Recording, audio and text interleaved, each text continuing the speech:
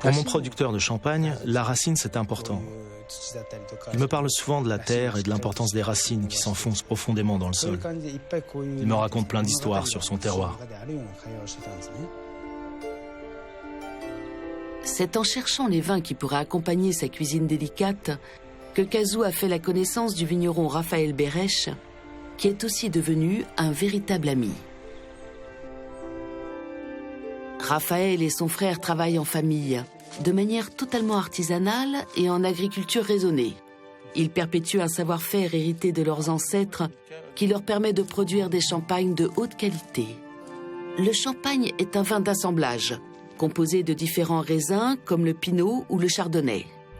Contrairement aux grosses maisons de champagne qui travaillent avec de nombreux vignerons, certaines cuvées sont parfois issues d'une seule parcelle. C'est la marque de fabrique des domaines Berech et Fils. Dans les vignes de Lude, qui appartiennent à la famille depuis le milieu du 19e, les cèpes ont plus de 30 ans. Le bon âge pour la vigne. Là, nous sommes sur un pied de chardonnay. Donc là, on est à l'automne, hein, bien sûr. Donc les feuilles commencent à jaunir. On a un joli petit liège qui commence à se former là, juste à la base de la feuille. C'est ce qui va protéger le brun contre les maladies. Et ça va protéger le bourgeon. Ça, c'est le bourgeon de l'année prochaine. Et puis au sol, là, le sol, on va le laisser comme ça, tu vois. On utilise les plantes bio-indicatrices. Et comme ça, on arrive à comprendre l'état de santé de notre sol. Donc on a cette plante-là, c'est le mouron des oiseaux. Et nous avons aussi un peu de géranium ici. Tu vois. Ici, c'est... Tu peux goûter, hein, ça. Ça sent humus, un peu, sous-bois. Tu vois que le sol, il est... C'est pas un sol noir, c'est un sol brun, qui est aéré doucement. Et le point de départ d'un vin de terroir, c'est ici. C'est cette craie. Et la craie en Champagne, c'est la signature des vins, c'est la sapidité, c'est la longueur, c'est la finesse et c'est la fraîcheur. On trouve que c'est vraiment en accord avec ta cuisine, avec tes plats, et toujours une jolie fraîcheur, longueur, beaucoup d'esthétique dans les vins, c'est très très important, beaucoup de finesse.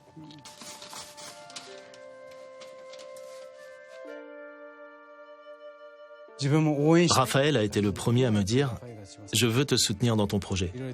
Je peux t'aider, je peux faire une sélection pour ta carte des vins. » Et tout ça pour un japonais que personne ne connaissait. Le vin se repose, tu vois. Donc là, ici, pour cran, Beauregard, tout est tiré liège. On n'utilise pas de capsule métal. Donc c'est vraiment une méthode traditionnelle. Et là, avec l'avantage que l'on a ici, c'est que le vin va respirer. En fait, on aura vraiment un échange entre l'oxygène de la cave et le gaz de la bouteille, dans les deux sens. Ici, on est vraiment sur l'idée d'un vin de champagne avec une bulle crémeuse. Je trouve qu'avec tes plats, ça s'accompagne bien parce que du coup, ça fait une bulle très légère, presque accessoire. Et comme ça, on est vraiment plus axé sur le vin et sur le terroir. En fait, la bulle est derrière le terroir. Elle n'est pas devant. Et tu vois ici, on voit bien les levures mortes qui ont travaillé, qui ont fait la fermentation du sucre, qui ont créé le CO2, le gaz. Donc là, ça va rester entre 3 et 8 ans en cave comme ça, en repos. Au bout des 8 ans ou des 3 ans, on va mettre cette bouteille sur pupitre, tu vois. Tout ça, ça va tomber dans le col de la bouteille. Et ensuite, on pourra s'occuper de la bouteille, on va dégorger la bouteille.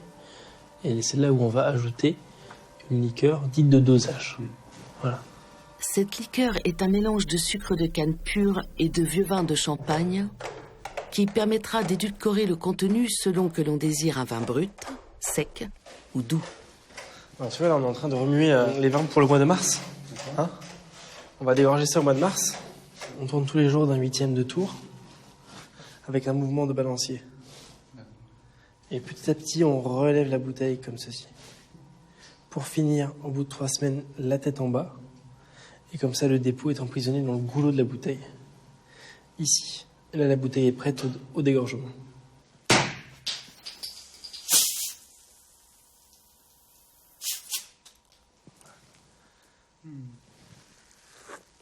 Donc, on va goûter ça. On va goûter ça.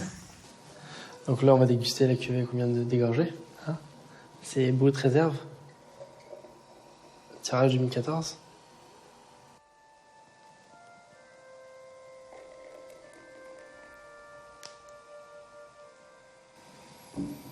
Belle mousse. On a des jolis reflets or.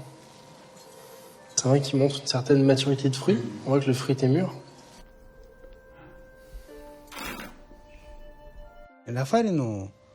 Le champagne de Raphaël est un champagne équilibré qui s'accorde facilement avec mes plats. Quand on le boit, on sent la philosophie de Raphaël. C'est un champagne qui a du cœur.